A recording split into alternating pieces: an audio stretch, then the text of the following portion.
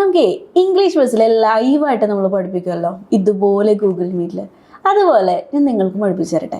അതുപോലെ ഒന്നും പഠിപ്പിച്ചു തരാൻ നമുക്ക് പറ്റില്ല, കാരണം നമുക്ക് തിരിച്ച് പറയുകയൊക്കെ വേണമല്ലോ. അപ്പോൾ അതൊക്കെ നമുക്ക് റെസ്ട്രിക്ഷൻസ് ഉണ്ട്.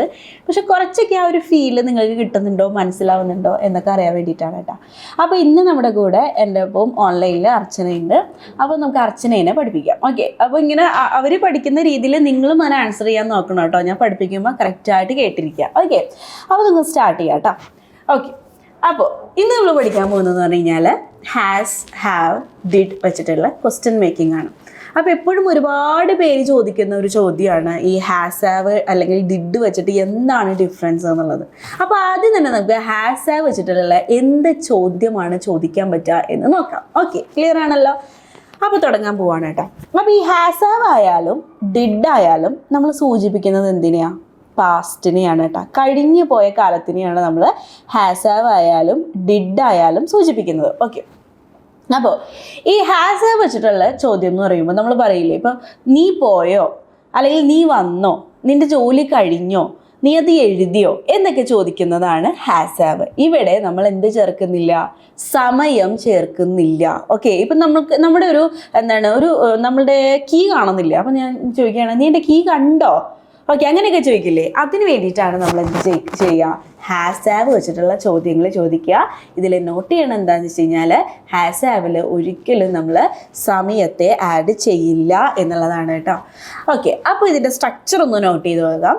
നീ പോയോ എന്നെങ്ങനെയാണ് ചോദിക്കുക? Have you gone. എന്താണ് ഇവിടെ ഗോൺ എന്ന് വരാൻ കാരണം? ഹാസ്, ഹാവ് വരുമ്പോൾ വേർബ് എപ്പോഴും എന്ത് ഫോമിലായിരിക്കണം അർച്ചന? എപ്പോഴും അതിന്റെ V3 ഫോം ആയിരിക്കും. V3 ഫോം ആയിരിക്കും അല്ലേ? ഹാസ്, ഹാവ് വരുമ്പോൾ എപ്പോഴും V3 ഫോമിലാണ് നമ്മൾ എഴുതുക. അപ്പോൾ ഹാവ് യു ഗോൺ എന്ന് പറഞ്ഞു കഴിഞ്ഞാൽ എന്താണ്? നീ പോയോ. ഹാവ് യു ഗോൺ, നീ പോയോ അല്ലേ? അതുപോലെ തന്നെ ഹാവ് യു ഡൺ എന്ന് പറഞ്ഞാലോ?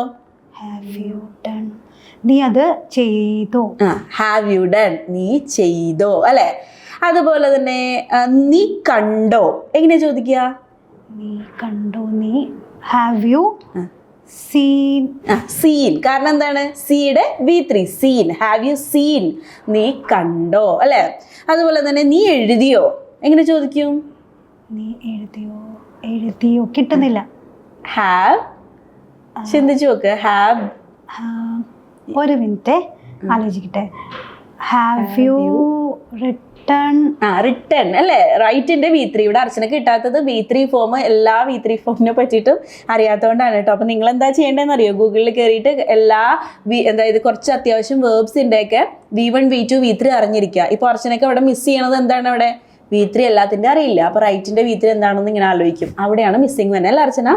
സോ അത് ഒക്കെ നോട്ട് ചെയ്ത് വെക്കുക കേട്ടോ. സോ ഹാവ് യു റിട്ടൺ, നീ എഴുതിയോ? അതുപോലെ തന്നെ നീ പഠിച്ചോ എങ്ങനെ ചോദിക്കും? നീ പഠിച്ചോ. Have you.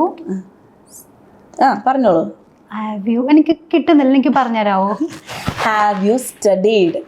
അത് ഓർത്ത് വയ്ക്കുക. കാരണം എന്താണ്? V3 ഫോം അല്ലേ നമ്മളിവിടെ എല്ലാം യൂസ് ചെയ്യണേ. Studied V3 studied. Okay, V3 ഫോമിന്റെ ഒരു മിസ്സിംഗ് ആണ് അർച്ചന അവിടെ കാണിക്കുന്നത്. ബാക്കി ക്ലിയർ അല്ലേ? Sentence forming. ഓക്കെ, ഒന്നുകൂടി ട്രൈ ചെയ്യാം. ഓക്കെ, നീ ശ്രമിച്ചോ. നീ ശ്രമിച്ചോ. Have you tried. Tried V3 അല്ലേ? ട്രൈഡ്. ഹാവ് യു ട്രൈഡ്, നീ ശ്രമിച്ചോ. ഇനി എന്താണ്? നീ കഴിച്ചോ. നീ കഴിച്ചോ. Have you eaten. Have you eaten, നീ കഴിച്ചോ. അപ്പൊ ക്ലിയർ ആയി വരുന്നില്ലേ? ഓക്കെ. സോ ഇങ്ങനെ നമുക്ക് എന്ത് ചെയ്യാം? ഡെവലപ്പ് ചെയ്തെടുക്കാവുന്നതാണ് കേട്ടോ. അപ്പൊ നീ കഴിച്ചോ, നീ കണ്ടോ, ഇങ്ങനെയൊക്കെ ചോദിക്കാനായിട്ട് നമുക്ക് എന്ത് യൂസ് ചെയ്യാം? ഹാവ് യു ചേർക്കാം. അപ്പോൾ ഞാൻ ചോദിക്കുകയാണ് അർച്ചനയോട്, അവൾ പോയോ എങ്ങനെ ചോദിക്കും? അവൾ പോയോ. അവൾ ഞാൻ പറയാട്ടോ. Has she gone. Has she gone. കാരണം എന്താണ്? ഹീയും ഷീയും ഒക്കെ സബ്ജക്റ്റ് ആയിട്ട് വരുമ്പോൾ എന്ത് ചേർക്കണം? നമ്മള് ഹാസ് ചേർക്കണം എന്നുള്ളത് നിയമമാണ് അല്ലേ? സോ ഹാസ് ഷീ ഗോൺ, അവൾ പോയോ അല്ലെ? അവൻ വന്നു എന്നിങ്ങനെ പറയും? അവൻ വന്നു. ഹാസ് ഹി കെയിം ആണോ? കം.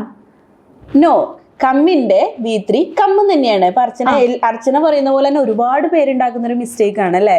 കമ്മിന്റെ V3 ഓക്കെ, കം എന്ന് തന്നെയാണ്. കം കെയിം കം എന്ന് തന്നെയാണ് കേട്ടോ. സോ ഹാസ് ഹി കം, അവൻ വന്നോ അല്ലെ. ഓക്കെ, അപ്പോൾ ഇങ്ങനെ നമുക്ക് അവൻ വന്നോ, അവൾ പോയോ, അവൾ ചെയ്തോ എന്നൊക്കെ പറയാനായിട്ട് നമുക്ക് ഹാസ് ഹാവ് യൂസ് ചെയ്യാം. ഇത് ക്ലിയർ ആണല്ലോ അർച്ചന? യെസ്. ഓക്കെ, അപ്പോൾ നമുക്ക് ഡിഡിലേക്ക് കിടക്കാം. എന്താണ് ഹാസ് ഹാവും ഡിഡും തമ്മിലുള്ള ഡിഫറൻസ് എന്ന് നോക്കാം. ഡിഡ് നമ്മൾ യൂസ് ചെയ്യുമ്പോൾ എന്താ വെച്ച് കഴിഞ്ഞാൽ നമുക്ക് എന്താണ്, സമയത്തെ ആഡ് ചെയ്തിട്ടാണ് നമ്മൾ പറയുക. ഓക്കെ, സമയത്തെ ആഡ് ചെയ്തിട്ട്.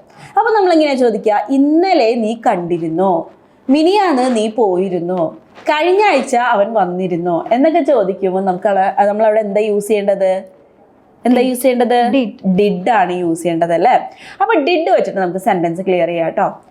ഡിഡ് യു കം യെസ്റ്റർഡേ, ഇന്നലെ നീ വന്നിരുന്നോ. ഡിഡ് ചേർക്കുമ്പോൾ വീണ്ടും നമ്മളവിടെ പ്രവൃത്തിനെ ഒന്നും വീണ്ടും V1 V2 V3 ഒന്നും യൂസ് ചെയ്യേണ്ട, V1 ഫോം ഇട്ടാൽ മതി കേട്ടോ. സോ ഡിഡ് യു കം, നീ വന്നിരുന്നോ എന്ന്, ഇന്നലെ yesterday. So did you come yesterday, ഇന്നലെ നീ വന്നിരുന്നോ കേട്ടോ.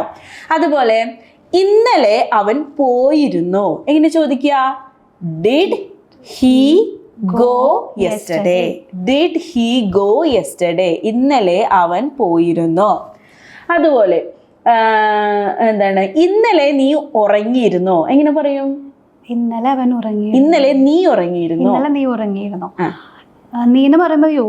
So did you sleep yesterday, did you sleep yesterday, ഇന്നലെ നീ ഉറങ്ങിയിരുന്നോ. അതുപോലെ എന്താണ്, കഴിഞ്ഞ ആഴ്ച നീ അവനെ കണ്ടിരുന്നോ. കഴിഞ്ഞ ആഴ്ച ലാസ്റ്റ് വീക്ക്. അപ്പൊ പറഞ്ഞു നോക്കിയേ, did you see him last week, did you see him last week. Okay, അപ്പൊ കണ്ടുമുട്ടിയിരുന്നു. കുറച്ച് സംസാരിച്ചിട്ടൊക്കെ ഉണ്ടെങ്കിൽ നമ്മളവിടെ സീ മാറ്റിയിട്ട് എന്താക്കണം? കണ്ടുമുട്ടുക എന്നത് ഇംഗ്ലീഷിൽ ഓർത്ത് നോക്കി. കണ്ടുമുട്ടുക, നമ്മൾ സംസാരിച്ചിട്ടൊക്കെ ഉണ്ടെങ്കിൽ നമ്മൾ എന്ത് യൂസ് ചെയ്യും അവിടെ? മീറ്റ് അല്ലേ, മീറ്റ് ആണ് നമ്മൾ യൂസ് ചെയ്യുക. So did you meet him last week, കഴിഞ്ഞ ആഴ്ച. ഓക്കെ, അപ്പൊ കഴിഞ്ഞ ആഴ്ച എന്ന് പറയാനായിട്ട് ലാസ്റ്റ് വീക്ക്. അപ്പോൾ കഴിഞ്ഞ മാസം എന്ന് പറയാനോ? കഴിഞ്ഞ മാസം ലാസ്റ്റ് മന്ത്. ഓക്കെ, കഴിഞ്ഞ ദിവസം എന്നാണെങ്കിൽ ലാസ്റ്റ് ഡേ. ഓക്കെ, ഇന്നലെ എന്നാണെങ്കിൽ ഇന്നലെ യെസ്റ്റർഡേ. ഓക്കെ, മിനിയാന്നാണെങ്കിൽ മിനിഞ്ഞാന്ന് ഞാൻ പറയാട്ടോ, ഡേ ബിഫോർ യെസ്റ്റർഡേ അല്ലേ. അപ്പോൾ ഇതുപോലെ നമുക്ക് ദിവസത്തിൽ സമയത്തെ ആഡ് ചെയ്തിട്ട് നമുക്ക് എന്ത് പറയാം? ഡിഡ് ചേർത്ത് പറയാം കേട്ടോ. അതുപോലെ എന്താണ്, ഓക്കെ, ഇന്നലെ നീ അത് വാങ്ങിയിരുന്നോ എങ്ങനെ ചോദിക്കും? ഇന്നലെ നീ അത് വാങ്ങിയിരുന്നോ.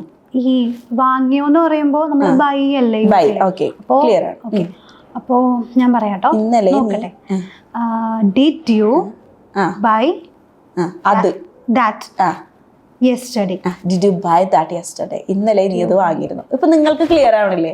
അർച്ചനെ പഠിപ്പിക്കുമ്പോൾ നിങ്ങൾക്കും അതുപോലെ ക്ലിയർ. അത് അത്ര പവർഫുൾ ആണ് നമുക്ക് ഈ ഒരു മെത്തേഡ്. കാരണം നേരിട്ട് ലൈവായിട്ട് പഠിക്കുമ്പോൾ ആ ഒരു മൊമെന്റിൽ തന്നെ നിങ്ങളത് പഠിക്കുകയാണ് കേട്ടോ. അപ്പോൾ അത്ര ഇമ്പോർട്ടൻ്റ് ആണ്. ഇതിനൊക്കെ ഒരുപാട് കുറ്റം പറയുന്നവരുണ്ട്. അത് നിങ്ങൾക്കൊന്ന് ക്ലിയർ ചെയ്യാൻ വേണ്ടിയിട്ടാണ് ഞാൻ ഈ ഒരു വീഡിയോ ഇങ്ങനത്തെ കുറച്ച് സീരീസ് ചെയ്യാൻ വിചാരിച്ചത്. കാരണം ഇതൊന്നും അറിയാതെ ഒരുപാട് പേര് ഇതിനെ ചിലപ്പോൾ ഒക്കെ കുറ്റപ്പെടുത്താറുണ്ട്, ഇങ്ങനെയൊന്നും ഇംഗ്ലീഷ് പഠിക്കാൻ പറ്റില്ല എന്ന്. ഈ ഒരൊറ്റ വീഡിയോയിൽ നിങ്ങൾക്ക് ക്ലിയർ ആവുന്നില്ലേ ഹാസ് ഹാവും ഡിഡും തമ്മിലുള്ള ഡിഫറൻസ് എന്താണെന്ന്? കാരണം ഞാനിങ്ങനെ ക്ലാസ്സുകൾ യൂട്യൂബിൽ എടുക്കുമ്പോൾ നിങ്ങൾക്ക് അതിനൊരു സമയം കിട്ടുന്നില്ല, പഠിക്കാനായിട്ടൊരു സമയം കിട്ടുന്നില്ല. കാരണം ഞാൻ എടുത്തു പോകുന്നു, എൻ്റെ ക്ലാസ് കഴിഞ്ഞിട്ട് ഞാൻ ഇത് ചെയ്ത് പോകുന്നു, നിങ്ങൾ ആ വീഡിയോ സ്കിപ്പ് ചെയ്യുന്നു, അടുത്ത വീഡിയോയിലേക്ക് പോകുന്നു. ഇതാണ് നിങ്ങൾ ചെയ്യുന്നത്. പക്ഷെ നമ്മളൊരു ലൈവായിട്ടൊരു ക്ലാസ് അറ്റൻഡ് ചെയ്യുമ്പോൾ നമ്മളതിൽ ഫുള്ളി കോൺസെൻട്രേറ്റഡ് ആണ്. ഇപ്പോൾ അർച്ചന പറയുമ്പോൾ അതിൻ്റെ ഒപ്പം തന്നെ നിങ്ങളും പറയാൻ ശ്രമിക്കുന്നില്ലേ? നിങ്ങൾക്ക് ഈ ഹാസ് ഹാവ് ഡിഡിൻ്റെ എല്ലാം ഒരു കൺഫ്യൂഷൻസ് ഒക്കെ മാറിയില്ലേ? അത്ര പവർഫുൾ മെത്തേഡാണ് ഇതെന്ന് പറയാൻ വേണ്ടിയിട്ടാണ് ഈ ഒരു വീഡിയോ, ഈ ഒരു സീരീസ് പോലെ നമ്മൾ സ്റ്റാർട്ട് ചെയ്തേക്കുന്നത് കേട്ടോ.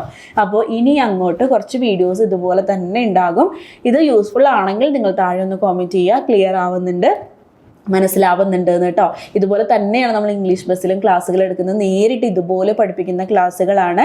ഒരുപാട് കുട്ടികളെന്ന് വെച്ചിട്ടില്ല, നമ്മൾ എന്താണ് നേരിട്ട് പേഴ്സണൽ അറ്റൻഷൻ കൊടുത്തിട്ടും നമ്മളിത് ചെയ്യുന്നുണ്ട്. പിന്നെ നമ്മൾ കൂടുതലും ലേഡീസിനെ നോക്കുന്ന എന്താ വെച്ച് കഴിഞ്ഞാൽ, ഒരുപാട് ലേഡീസ് ഇംഗ്ലീഷ് ലാംഗ്വേജ് പഠിക്കൽ മാത്രമല്ല അവരുടെ ഉദ്ദേശം, അവരുടെ പേഴ്സണാലിറ്റി ഫുള്ളി ചേഞ്ച് ചെയ്യണം.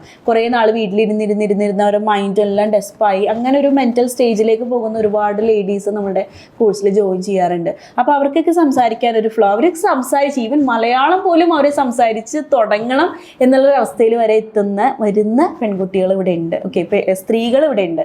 അപ്പോൾ അങ്ങനെ ഒരു കോഴ്സ് നമ്മൾ ഇവിടെ ഇങ്ങനെ മോൾഡ് ചെയ്തിരിക്കുന്നത് കേട്ടോ. അത് പറയാനും നിങ്ങൾക്കത് ഫീൽ ചെയ്യാനും വേണ്ടിയിട്ടാണ് നമ്മൾ ഇങ്ങനൊരു ക്ലാസ് കൂടെ ഇവിടെ വച്ചിരിക്കുന്നത്. അപ്പോൾ എല്ലാവർക്കും ക്ലിയർ ആയിട്ടുണ്ടല്ലോ. അപ്പോൾ ഇനി നമുക്ക് അടുത്ത ക്ലാസ് ആയിട്ട് കാണാം. So thank you Archana, bye. Thank you ma'am. English Bus. Learning Simplified.